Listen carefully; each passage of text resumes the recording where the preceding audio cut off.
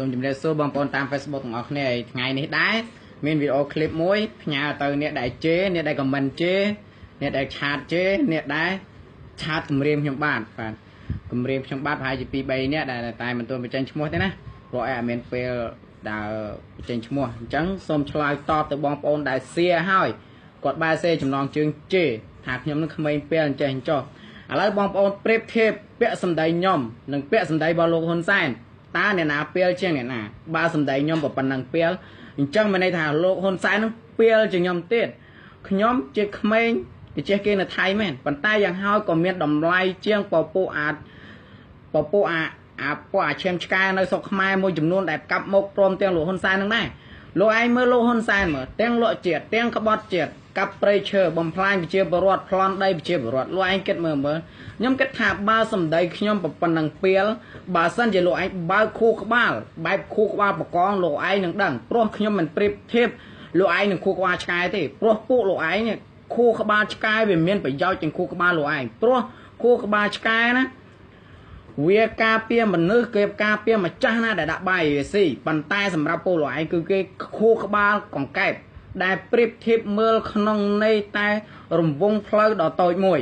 អញ្ចឹងលោកឯងគួរតែគិតមើលតើស្រុកខ្មែរអភិវឌ្ឍដូចប្រទេសគេទេធ្វើមកប្រជាពលរដ្ឋគេសង្កត់បើស្រុកខ្មែរមានប្រជាធិបតេយ្យមែនមានសេរីភាពមែនមានការអភិវឌ្ឍពិតប្រាកដមែនអញ្ចឹងខ្ញុំចេញវីដេអូឃ្លីបនេះក្នុងន័យរិះគន់ក្នុងន័យជេរទៅតាមអ្វីដែលលោកហ៊ុនសែននិយាយគឺពាក្យសម្ដីគាត់និយាយមកបែបពេលអញ្ចឹងក្នុងនាមជាមេដឹកនាំមួយបើគាត់ប្រើពាក្យសម្ដីទោះបីគាត់និយាយ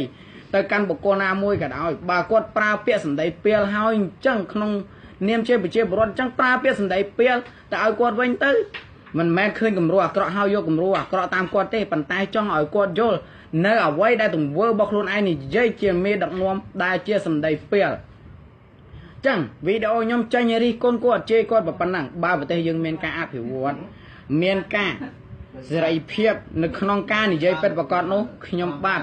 មិនមានការគំរាមកំហែងមិនមាននៅអ្វីទាំងអស់មិនមាននៅការជេរទាំងអស់គឺរិះគន់ដើម្បីស្ថាបនាមិនមែនជេរទេអញ្ចឹងសូមផ្ដាំទៅអ្នកដែលជេរសូមមេត្តាយកខួរក្បាលគិតឲ្យបានច្បាស់លាស់ផងណាមុននឹងជេរអញ្ចឹងក៏សូមលើកដៃអរគុណចំពោះបងប្អូនជាច្រើនពុកម៉ែមីងពូដែលបានឆាតមកលេងខ្ញុំបាទសួរសុខទុក្ខខ្ញុំបាទនឹងខ្ញុំសូមអរគុណនឹងការស្រឡាញ់រាប់អាននឹងក៏អ្នកដែលអេតជា friend មករកខ្ញុំបាទអ្នកដែលគ្រប់គ្រងខ្ញុំបាទអញ្ចឹងសូមអ្នកដែលជេរសូមមេត្តាយកខួរក្បាលគិតខ្លួនឯងផងហើយគាត់ក៏សួរថាពួកអកចេះថៃនឹងអញ្ចឹងចុះខ្ញុំមិនទាន់សរុបចាំសរុបថ្ងៃក្រោយព្រោះខ្ញុំអត់មានពេលនិយាយអញ្ចឹងសូមបងប្អូនមេត្តាយកខួរក្បាលគិតខ្លះផងអ្នកដែលជេរណាខ្លួនឯងអ្នកមានកាន់តែមានអ្នកក្រកាន់តែក្រអញ្ចឹងពួកអ្នកឯងដៀលពួកខ្ញុំអ្នកចំណាក់ស្រុកមិនមែនតិចទេហើយដៀលពួកខ្ញុំសិតតែខ្ញុំនឹងមិនដឹងគុណសម្ដេច7មករាខំសង្គ្រោះម៉ែឪខ្ញុំសុំទោសផងម៉ែឪខ្ញុំរស់ដោយសារបាយទេមិនមែនរស់ដោយសារលោកសម្ដេចហ៊ុនសែនទេហើយក្បាលខ្ញុំជាដើមមិនមែនរស់ដោយសារលោកហ៊ុនសែនទេក្រៅពីម៉ែឪខ្ញុំបើកើតក្បាលខ្ញុំអស់ឈាមទាំងថ្លុកគឺគាត់ចិញ្ចឹមបីបំថ្នមបំផែខ្ញុំណា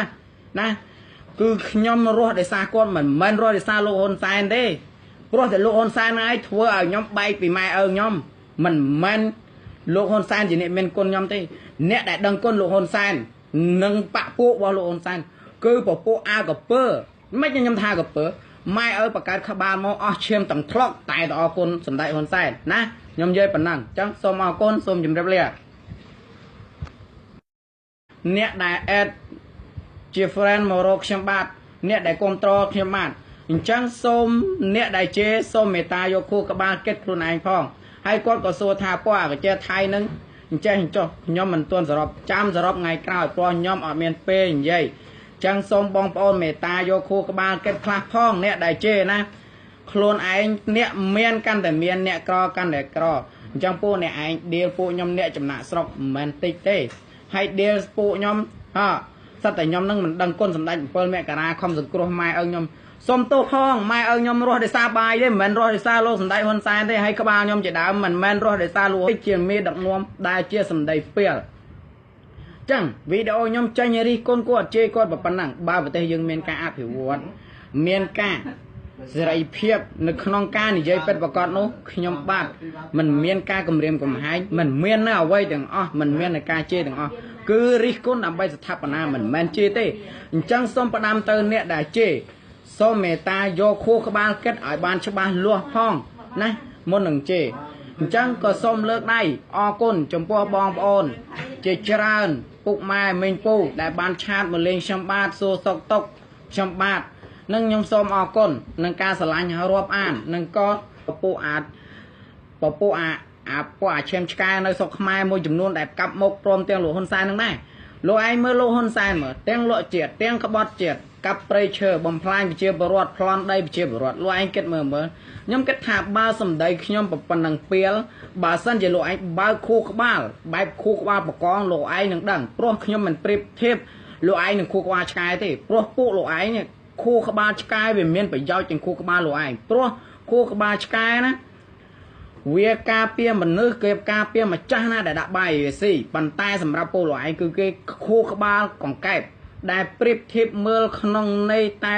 រង្វង់ផ្លូវដ៏តូចមួយអញ្ចឹងលោកឯងគួរតែគិតមើលតើស្រុកខ្មែរអភិវឌ្ឍដូចប្រទេសគេទេធ្វើមកប្រជាពលរដ្ឋគេសង្កត់បើស្រុកខ្មែរមានប្រជាធិបតេយ្យមែនមានសេរីភាពមែនមានការអភិវឌ្ឍពិតប្រាកដមែនអញ្ចឹងខ្ញុំចេញវីដេអូឃ្លីបនេះក្នុងន័យរិះគន់ក្នុងន័យជេរទៅតាមអ្វីដែលលោកហ៊ុនសែននិយាយគឺពាក្យសម្ដីគាត់និយាយមកបែបពីលអញ្ចឹងក្នុងនាមជាមេដឹកនាំមួយបើគាត់ប្រើពាក្យសម្ដីទោះបីគាត់និយាយទៅកាន់បុគ្គលណាមួយក៏ដោយបើគាត់ប្រើពាក្យសម្ដីពីលហើយអញ្ចឹងក្នុងនាមជាប្រជាពលរដ្ឋអញ្ចឹងប្រើពាក្យសម្ដីពីលទៅឲ្យគាត់វិញទៅមិនមែនឃើញគំរូអាក្រក់ហើយយកគំរូអាក្រក់តាមគាត់ទេប៉ុន្តែចង់ឲ្យគាត់យល់នៅអ្វីដែលទង្វើរបស់ខ្លួនឯងនិយាយសូមជម្រាបសួរបងប្អូនតាម Facebook ទាំងអស់គ្នាថ្ងៃនេះដែរមានវីដេអូឃ្លីបមួយផ្ញើទៅអ្នកដែលជេរអ្នកដែលខមមិនជេរអ្នកដែលឆាតជេរអ្នកដែលឆាតគម្រាមខ្ញុំបាទគម្រាមខ្ញុំបាទប្រហែលជា 2-3 នាក់ដែលតែមិនទាន់បញ្ចេញឈ្មោះទេណាព្រោះអត់មានពេលដើរបញ្ចេញឈ្មោះអញ្ចឹងសូមឆ្លើយតបទៅបងប្អូនដែលសៀហើយគាត់បែរសេចំណងជើងជេរថាខ្ញុំនឹងក្មេងពេលអញ្ចេះអញ្ចោះឥឡូវបងប្អូនប្រៀបធៀបពាក្យសម្ដីខ្ញុំនិងពាក្យសម្ដីរបស់លោកហ៊ុនសែនតើអ្នកណាពេលជាងអ្នកណាបើសម្ដីខ្ញុំប៉ុណ្ណឹងពេលអញ្ចឹងមានន័យថាលោកហ៊ុនសែននឹងពេលជាងខ្ញុំទៀតខ្ញុំជាក្មេងគេចេះគេនៅថៃមែនប៉ុន្តែយ៉ាងហោចក៏មានតម្លៃជាង